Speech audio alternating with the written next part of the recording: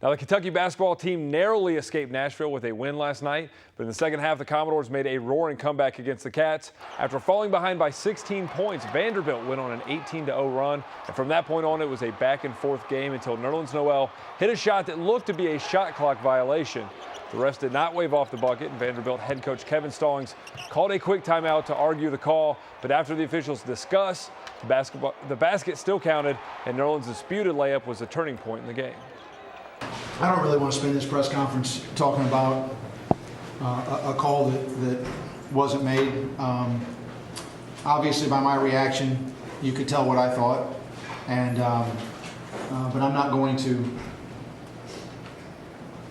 do anything to take away from what was a great college basketball game. We're not going to talk about a call that might have or might not have, or it was close, and those are three of the best guys in the country out there tonight, and they officiated a great game. So I'm not gonna belabor whether or not they missed one call, because they got a lot of them right. How good a look did you guys get at Nerlens' shot where the Vandy coach thought it was after the shot clock? Oh, that was good. That was good. Way before the clock went off. It was good all the way. I have no idea. Vanderbilt guard Keaton Johnson hit a three to bring the Commodores within 2 points, but after forcing a turnover, Vandy could not close out the game. Kentucky won 60-58 despite shaky play in the second half. The second half, they outworked us. And again, that's what a big emphasis on the last month and a half was, looking at the next guy that you're guarding and say, you're not going to play harder than me. Today I feel like, I'm personally myself didn't, at times I let the kid play harder than me. That's what we've been trying to, fix the whole time this year. We just wanted to get the win after we saw how things started to turn around. Coach just wanted us to get the win on the road and just take this as a learning experience.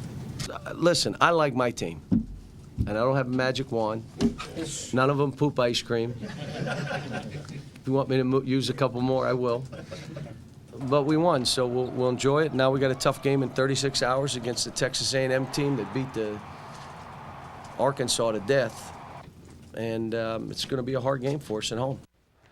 Now joined by Ravi Moss. First of all, it sounds like Coach Cal's been watching the KSTV promo. I think you liked that a little bit. But the Vandy game, always a tough game. I didn't expect this to be as close as it was. What do you make of last night? Are you encouraged by the second half, a lot like Louisville, or encouraged by the first half, or concerned by what we saw in the second half? I'm definitely encouraged by the first half. I think the first half may have been one of our better halves of the season. I mean, we were executing offensively. We looked patient on offense, as Bobby Knight said a couple times, surprisingly. But defensively, we were so solid on defense. We were helping guys. We were talking, communicating.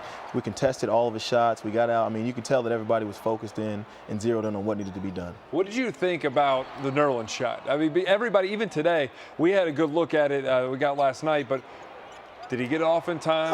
No, it wasn't even close. It doesn't look even in the buzzer, the angle we have, which we have up on our website that we shot last night. The ball, I mean, you can hear the buzzer and everything, and Nerlens is barely off the ground. I mean, it looks worse from the angle we got of it, but it counts, and it's not the first time a call has gone a strange way in Memorial Gymnasium, and happy Kentucky's on the right side of it for once. Yeah. What did you think of how they responded? Started the half differently, first half, second half, in front of that crowd, which maybe was not as hyped as it typically is. What did you think of how they handled that first road test? They came out with a win. That's really all that matters in that situation. But this is great for Cal, because what he's going to be able to do is he's going to be able to go back and talk to the guys and say, listen, guys, we came out focused. You guys had just come out of the locker room. You listened to what I was saying, and you were paying attention to the scouting report. You were doing everything that needs to be done in the first half. If you watch the first half, after we scored buckets, everybody was high-fiving. They were clapping. They were intense. There were screams. And then we go to the locker room and we come out flat in the second half. And on top of that, the crowd got into the game, and we weren't able to make the big bucket to stop the run. They went on that 16 or 18-0 run, and we didn't step up and find somebody to get a bucket, and we can't have that stretch. So Cal's going to be able to go back and say, listen, guys, when you guys listen to me and do what I tell you to do, we're a really, really good basketball team. And when you guys go out and forget everything that I've taught you and want to do things your own way, this is what can happen. The run and the inability to stop a run, we talked about it before the Louisville game, said that Louisville's going to go on these runs, and you have to be able to stop them. No one has stepped up and done that. The closest thing, I think, to what they have is Ryan Harrow, which is strange. But the last couple of games, he was the guy at Louisville, and he was the guy last night. He would get in the lane, hit a runner. He was pulling up, hitting three-pointers and hitting jumpers last night. But not at a level like Brandon Knight did it, or John Wall, or even Michael Kidd-Gilchrist. He's not at that level yet in terms of playing that confidently, but they're getting there. But on the flip side of that is Alex Poitras, because he's the guy you want to be able to do that. He took 3 shots last night, committed charges, and never really found a groove in a game where we all thought he was going to blow up playing at home in Vandy.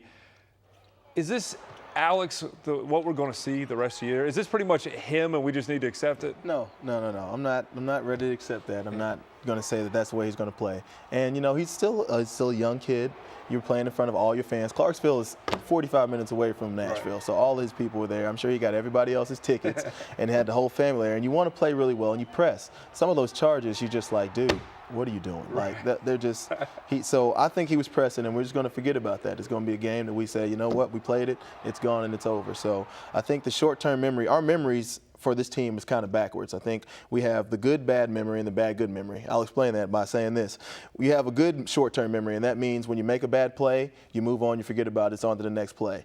We tend to linger on our bad plays, so that's part of our bad memory. We also have the bad good memory, which is we don't remember what got us there. So in the first half, we're doing everything right. We go to the locker room, we forget. We're like, oh, wait, we're doing our own thing. We're going to try this again. No, you got to do what you have to have a short-term memory, be able to forget about the bad stuff, and be able to remember what got you there. You got to dance with the girl that brought you to the dance. I like that. I want to go run through a wall right now. You got me all fired up. Nerlens Noel to me is still the best defender on the team. Even if you take away shot blocking, the way he defends his man on the perimeter for a guy his size, the pick and roll, is an incredible defender. They're putting him out there with Willie Cauley-Stein, and I saw a number today. Aaron Smith from Rivals said they were plus 22 with that lineup on the floor. They didn't look good together at the beginning of the season. They've really grown together. Is this the lineup that Kentucky really has to say, we have 2 big guys, let's get them the ball, however it's going to work? I love this lineup. I absolutely love it. I think it's great because Nerlens can guard anybody. Right. And, I'm talking like point guards down. He can guard anybody. And if you watch the game and watch how many hands, the deflection count for Nerlens has to be off the chart. We had a deflection table. He gets his hands on so many balls. Back tipping from guards, from bigs. He affects the game in so many different ways, and he can guard the perimeter. So you can have Willie at home, and you still have a 7-footer to guard the basket. I love the matchup. They're going to be tough to match up with, especially in the SEC.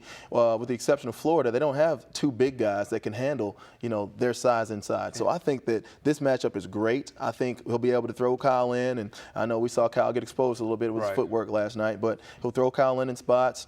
We're seeing the progression of Ryan Harrow, and I told you all along that that's going to be one of the most important things, is to get him going and get him playing.